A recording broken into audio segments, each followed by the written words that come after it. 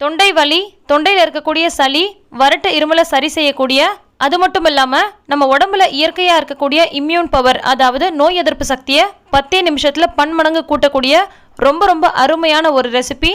எளிய வழியில் இம்யூன் பவரை பூஸ்ட் பண்ணக்கூடிய இந்த கோல்டன் மில்க் தான் இன்றைக்கி நம்ம எப்படி செய்கிறதுன்னு பார்க்க போகிறோம். அஸ்ஸலாமு அலைக்கும், வெல்கம் டு ஆஸ் தமிழ். நான் உங்கள் சாயிரா ஆஷிக்.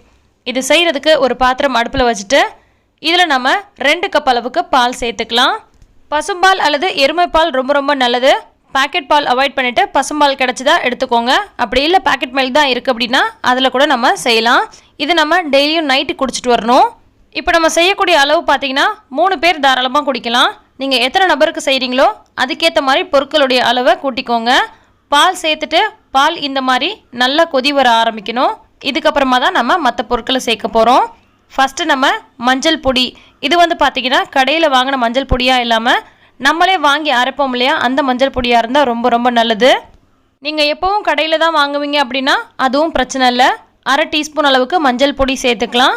கூடவே 1/2 டீஸ்பூன் அளவுக்கு மிளகு பொடி சேர்த்துக்கலாம். அடுத்து இது கூடவே 1/2 டீஸ்பூன் அளவுக்கு துருவி வச்சுருக்க இஞ்சி சேர்த்துக்கலாம்.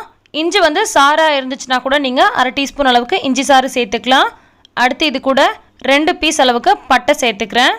இது எல்லாமே ஒன்றா சேரும்போது தான் இம்யூன் பவரை பூஸ்ட் பண்ணுறதுக்கு ரொம்ப சூப்பராக ஹெல்ப் பண்ணும்.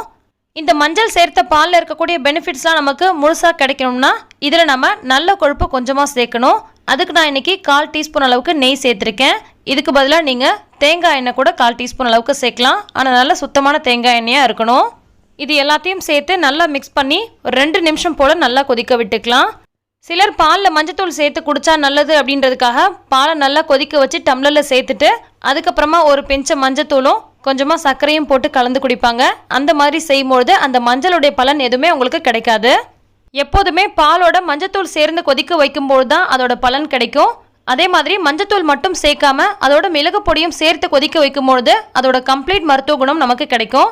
அது மட்டும் இல்லாமல் நம்ம இந்த நெய் சேர்த்துருக்கோம் இல்லையா, அதாவது நல்ல கொழுப்பு ஏதாவது சேர்க்கும் பொழுது அது இம்யூன் பவரை பல மடங்கு பூஸ்ட் பண்ணுறதுக்கு ரொம்ப ரொம்ப சூப்பராக ஹெல்ப் பண்ணும். இப்போ இது எல்லாத்தையும் சேர்த்து 2 நிமிஷம் போல் நல்லா கொதிக்க வச்சதுக்கப்புறமா நம்ம ஸ்டவ் ஆஃப் பண்ணிடலாம். ஆஃப் பண்ணிவிட்டு இதில் நம்ம தேவையான அளவுக்கு இனிப்பு சேர்த்துக்கலாம். தேன் அல்லது வெல்லம் அல்லது நாட்டு சர்க்கரை, பனங்கற்கண்டு இந்த மாதிரி இயற்கையான இனிப்பு சேர்த்துக்கோங்க. நான் இன்றைக்கி பனங்கற்கண்டு சேர்த்துருக்கேன். ஒரு டம்ளருக்கு 1 டீஸ்பூன் அளவுக்கு இனிப்பு போதுமானதாக இருக்கும். பத்தலை அப்படின்னா தேவைப்பட்டால் சேர்த்துக்கோங்க. இப்போ எல்லாத்தையும் நல்லா கலந்து விட்டதுக்கப்புறமா இதை நம்ம வடிகட்டிக்கலாம்.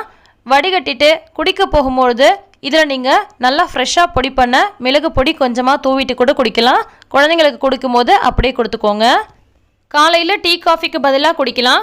அப்படி இல்லைன்னா நைட்டு தூங்க போகிறதுக்கு 1 மணி நேரத்துக்கு முன்னாடி குடிச்சிக்கோங்க. ரொம்ப ரொம்ப சூப்பராக உங்களோட இம்யூன் பவரை பூஸ்ட் பண்ணும். அது மட்டும் இல்லாமல் தொண்டை வலி, தொண்டையில் இருக்கக்கூடிய சளி, தொண்டை கட்டு, வறட்டு இருமலை ஒரே நாளில் சரி பண்ணும்.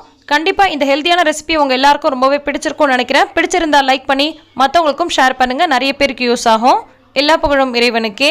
நன்றி.